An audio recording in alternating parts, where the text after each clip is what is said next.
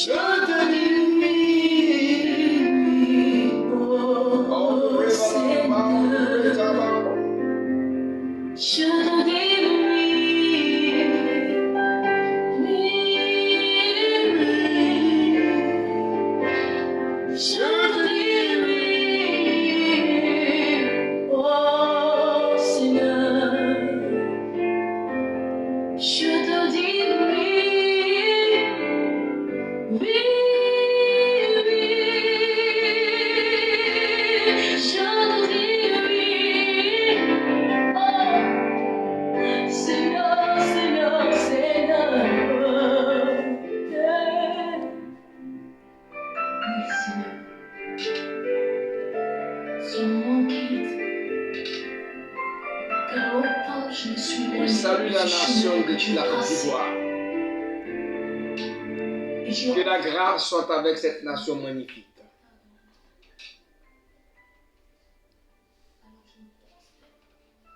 Nous sommes tellement heureux d'être avec vous. Nous sommes contents de pouvoir aujourd'hui encore parler de cette nation magnifique.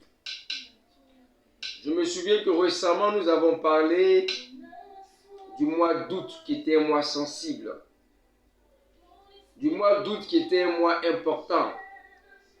Et dans ma récente vidéo pour la Côte d'Ivoire, j'ai demandé à ce que nous prions pour la nation. J'ai supplié la chrétienté de prier. J'ai supplié les communautés chrétiennes d'intercéder parce que le mois d'août était un mois sensible. J'aimerais féliciter des communautés comme la Maison Royale, j'aimerais féliciter des communautés comme la MDC évangélique qui ont pris à cœur ces révélations et qui ont organisé des temps, des séances de prière pour la Côte d'Ivoire.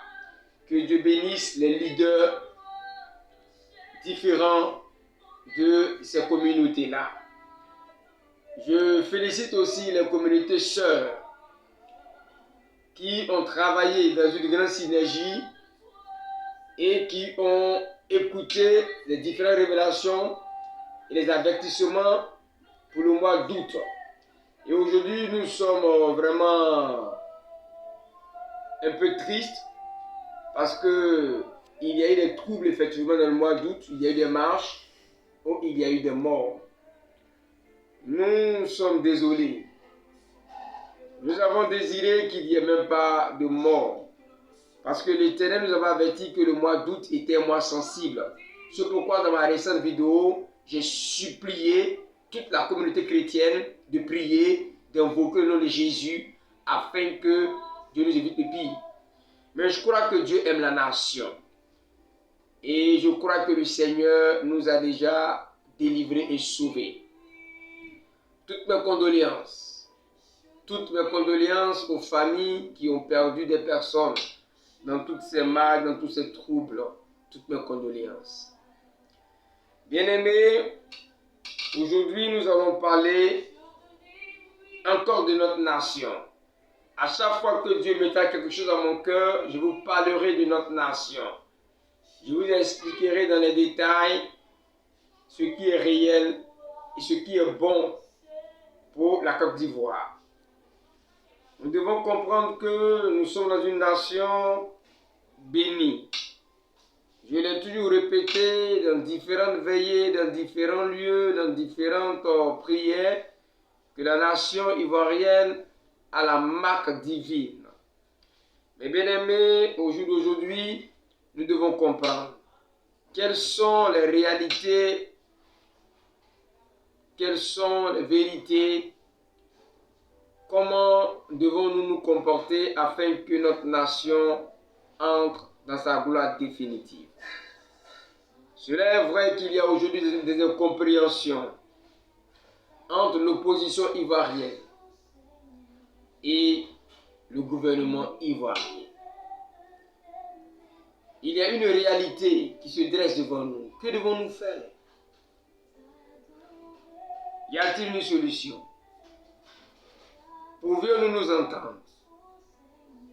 L'opposition ivoirienne pourra-t-il s'entendre avec ceux qui détiennent le pouvoir actuel?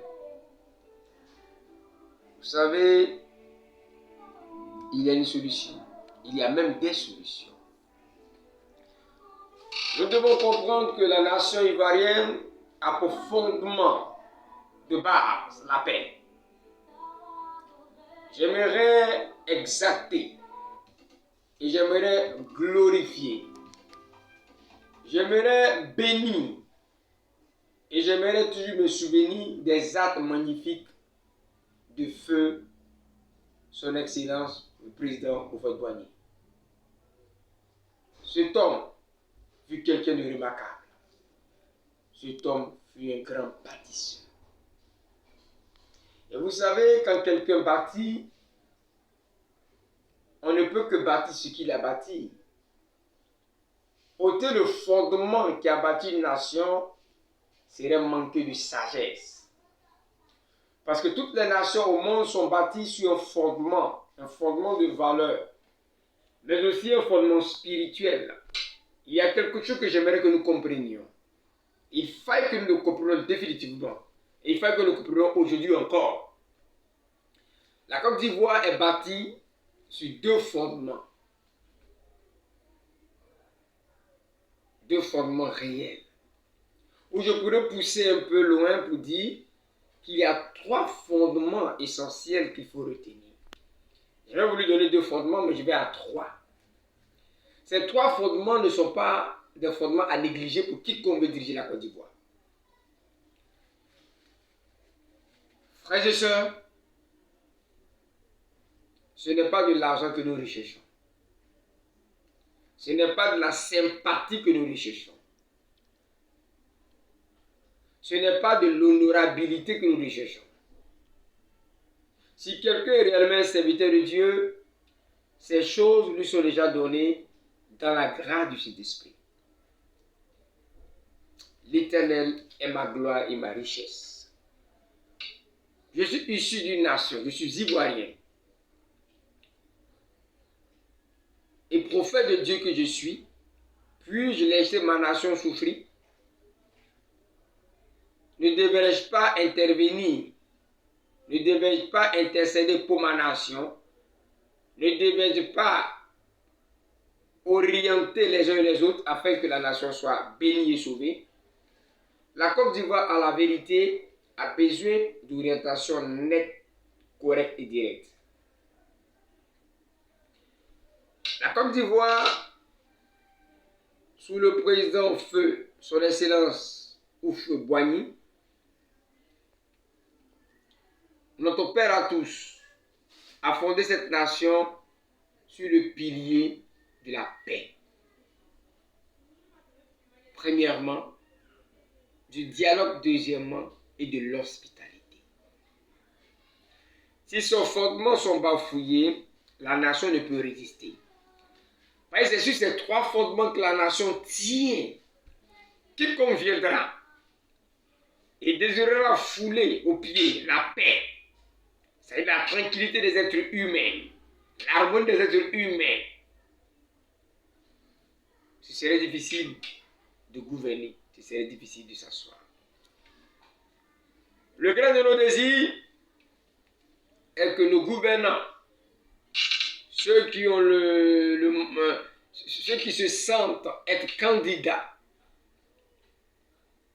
pour de futures élections, comprennent la nécessité de retenir ces trois fondements. Les violer, c'est se faire du mal à soi. Parce que quiconque viole ces fondements de base ne peut pas s'asseoir pour durer sur le trône ivoirien. Chaque dirigeant, chaque leader, chaque candidat devrait le comprendre maintenant. La paix est un fondement spirituel.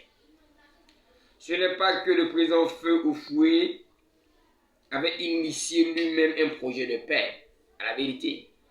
Mais Dieu avait déposé cela en lui. Il fut un instrument authentique de Dieu, auquel cette nation nulle n'est et n'a été comme lui. Je désire que des personnes soient comme lui. J'ai envie que des personnes atteignent la moitié de sa personnalité.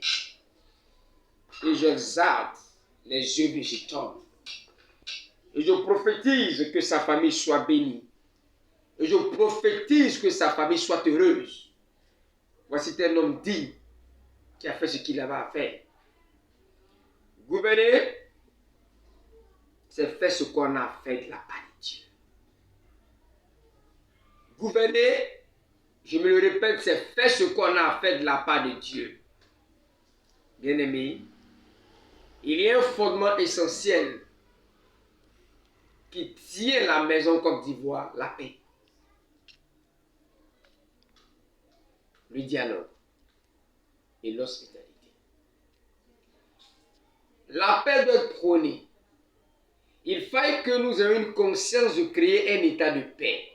C'est le fondement de la Côte d'Ivoire. Bafouiller la paix, créer des synergies de guerre, créer des synergies de criminalité, nous amènera toujours en arrière parce que spirituellement, la nation va être sur la paix. Je souhaite et je désire que chaque candidat à cette élection ait un chapitre de paix dans son cœur. Frères et sœurs, le deuxième fondement de notre nation, c'est le dialogue. Nous avons averti, avant que nous entrions dans le mois d'août, que nous devons prier, parce que le mois d'août était sensible. Nous n'avons pas menti. Notre souhait n'est pas qu'il y ait des morts, ce n'est pas nos souhaits. Mais ce que vous devez comprendre, cet esprit est un esprit de gloire, un esprit de puissance. C'est parce que beaucoup de personnes ne connaissent pas cet esprit qu'ils l'abandonnent pour aller ailleurs. C'est l'un des esprits les plus magnifiques, c'est l'esprit le plus puissant, c'est l'esprit le plus glorieux. J'invite tout le monde à l'aimer et à le rechercher, le Saint-Esprit. L'esprit que Jésus-Christ a promis à ses disciples. L'esprit que Jésus-Christ a promis à toute la création. Il est magnifique. Il est l'esprit qui sait toutes les choses. La Bible dit que Dieu voit une fourmi noire sur une pierre noire, dans la nuit noire, dans un lieu très noir. Frère, il est puissant le Saint-Esprit. Veux-tu comprendre l'avenir? Veux-tu savoir ce que tu ne sais pas?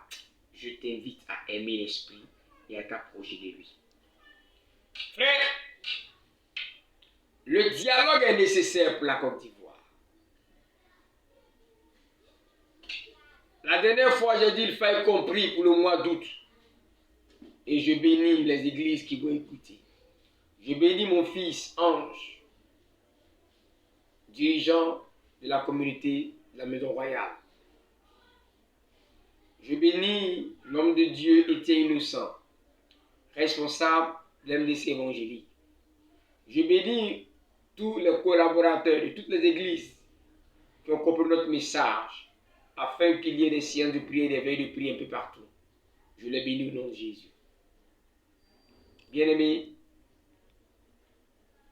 pour ce mois de septembre, je vous annonce qu'il faut le dialogue. Il faudrait que le gouvernement ivoirien pèse de tout son poids pour créer le dialogue. Je suis content pour ce gouvernement parce que je sais qu'ils sont en train de le faire. Je supplie, je comprends les pleurs de mon peuple, je comprends la souffrance de mon peuple. Je comprends dans quel désarroi nous trouvons tous. Tous, nous avons un cœur. Mais je demande à l'opposition ivoirienne, je demande au gouvernement ivoirien de s'asseoir et de trouver une solution apaisée. Cette solution apaisée nous permettra de gagner en temps et d'avancer. Notre nation a besoin essentiellement de ce dialogue, qui est le deuxième pilier fondamental de l'existence et du développement de la Côte d'Ivoire. Si nous refusons d'appliquer ce que Dieu désire, je ne sais quoi faire. On ne vend pas paix le logis à la pharmacie. On ne vend pas tranquille le logis à la pharmacie. Vous savez, les nations et les peuples, il y a une petite réalité. Notre paix dépend de la paix du pays dans lequel nous demeurons ou du territoire dans lequel nous demeurons. Donc aujourd'hui, la solution pour ce mois de septembre, il faudrait que nous travaillions. Il faudrait que nous prions pour qu'il y ait le dialogue. Il faudrait que nous entendions sur quelque chose. Il faudrait qu'il y ait un consensus. Je vous en supplie. Le gouvernement de l'État de Côte d'Ivoire. Opposition ivoirienne. Je ne sais comment vous allez faire. Je ne suis pas Dieu. Mais j'ai reçu un message que vous devez vous asseoir et vous entendre. C'est pour le bien-être de tous. Vous savez, en notion de paix, en notion de gestion des nations, nous les hommes de Dieu, on ne nous honore pas assez. On ne nous considère pas assez. Mais nous sommes à la fois des chefs qui gérons des humains. Nous sommes à la fois aussi des fonctionnaires internationaux. Nous sommes à la fois aussi des diplomates. Je vous en supplie que cette deuxième valeur, que cette deuxième base, que ce deuxième fondement de la Côte d'Ivoire se fasse voir maintenant. Il faut le dialogue. Je vous en supplie. Il faut s'asseoir. Le mois de septembre commence bientôt. Et jusqu'à ce que les élections ivoiriennes arrivent et finissent, je viendrai à chaque mois pour vous expliquer. Pour ceux qui ont des oreilles, ils me comprendront.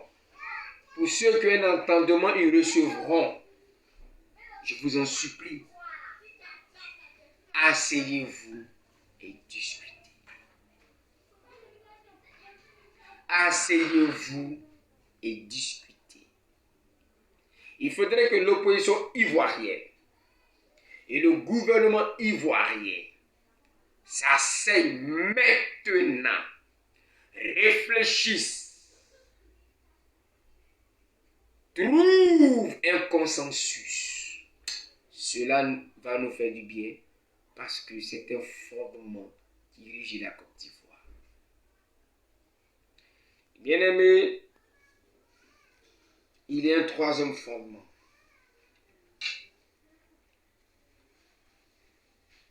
Cela va désoler quelques personnes.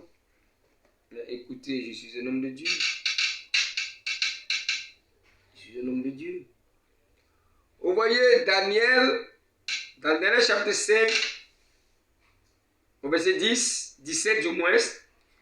Alors Daniel répondit en présence du roi, garde tes dons pour toi et accorde à un autre ses présents. Je lirai néanmoins l'écriture du roi et je lui en ferai connaître l'explication. Vous savez, la fonction sacerdotale que l'homme de Dieu exerce n'est pas au prix d'argent, mais au prix de la vérité. La Côte d'Ivoire, selon l'hymne national que nous connaissons tous, que nous chantons tous, nous sommes un pays d'hospitalité. Pour que la nation continue son développement grand, il faut que nous entrons dans la vision de notre hymne national. Nous sommes une nation d'hospitalité. Ce n'est pas une idiotie, ce n'est pas une imbécilité, ce n'est pas une sauvagerie, ce n'est pas manquer d'intelligence que d'accueillir l'étranger. Frères ivoiriens, je vous en supplie. Que l'hospitalité soit une valeur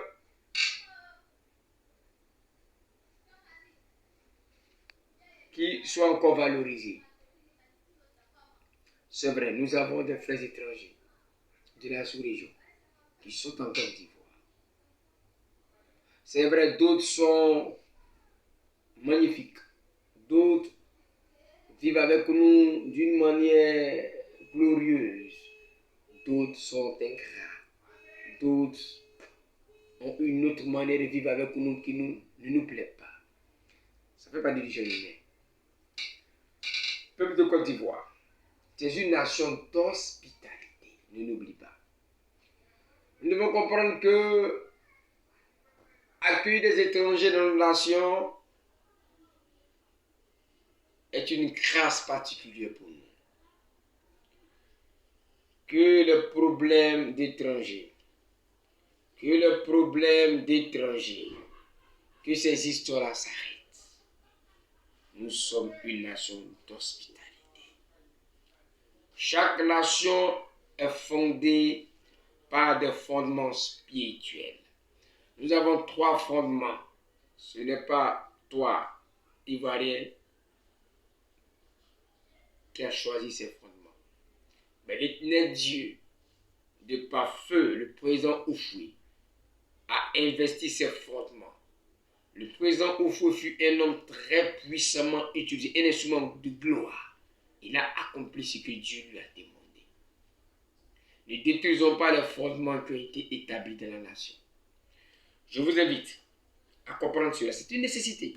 Qui conviendra, qui parlera d'étrangers, qui conviendra, qui parlera d'être un homme de guerre, qui n'aimerait pas le dialogue, qui conviendra et qui butera la paix, ne pourra pas régner avec joie au cœur de la Côte d'Ivoire. Ces 3 fondements, ne l'oublions pas, je vous en supplie. Peuple ivoirien, quand tu reçois quelqu'un chez toi, tu lui donnes tout et il est ingrat, Dieu le jugera. C'est Dieu qui juge. Si nous avons reçu des personnes qui nous veulent la mort, Dieu interviendra. Je vous invite à appliquer ces 3 fondements. Car la nation ivoirienne doit entrer dans sa gloire magnifique. Ce n'est qu'une question de temps. J'ai toujours dit dans les différentes vidéos, dans les différentes veillées, que ce n'est qu'une question de 2 et 3 ans. On ne rencontrera plus la Côte d'Ivoire. Je vous en supplie. Veillez sur vos âmes. Aimez-vous. Respectez les 3 fondements qui font la base de la maison Côte d'Ivoire. Je vous remercie. Soyez bénis.